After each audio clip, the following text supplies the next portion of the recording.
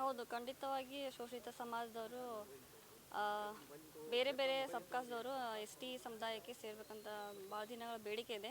So ಖಂಡಿತವಾಗಿ ನಾವು ಅದ್ರ ಪರವಾಗಿ ನಾವು ಧ್ವನಿ ಎತ್ತಿರ್ತೀವಿ ಮುಂದಿನ ಸೆಷನ್ ಅಲ್ಲಿ. ಮೇಡಮ್, ಈಗ ರಾಜ್ಯ ರಾಜಕಾರಣದಲ್ಲಿ ಸಾಕಷ್ಟು ಚರ್ಚೆ ಆಗ್ತಾ ಇದೆ. ವೇದಿಕೆಯಲ್ಲಿರುವಂಥ ಮುಖಂಡರು ಸತೀಶ್ ಜಾರಕಿಹೊಳಿ ಅವರು CM ಆಗಲಿ ಅಂತ ಏನು ಹೇಳ್ತೀವಿ? CM ಇದೆ, ಆಸೆ ಇದೆ ಎಲ್ರಿಗೂ. ಸೊ ಮುಂದಿನ ದಿನಮಾನಗಳಲ್ಲಿ ನಿಜ ಈ ಸಮಾಜದ ಮಗಳಾಗಿ ಹೆಮ್ಮೆ ಇದೆ. ಬಟ್ ನಾನೀಗ ಎಲ್ಲ ಸಮಾಜನ ಒಳಗೊಂಡು ನನ್ನ ಕೆಲಸವನ್ನು ಮಾಡಬೇಕಾಗುತ್ತೆ.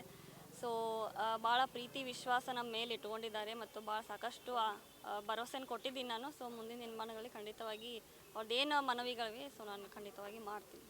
ಈಗ ಸೋಷಿಯಲ್ ಮೀಡಿಯಾಗಳಲ್ಲೂ ಸಹ ಸತೀಶ್ ಜಾರಕಿಹೊಳಿ ಪರ ಕ್ಯಾಂಪೇನ್ ಆಗ್ತಾ ಇದೆ. ಕ್ಯಾಂಪೇನ್ ಅದು 5 ವರ್ಷ 7 ವರ್ಷದಿಂದ ನಡೀತಾ ಇದೆ ರೀ.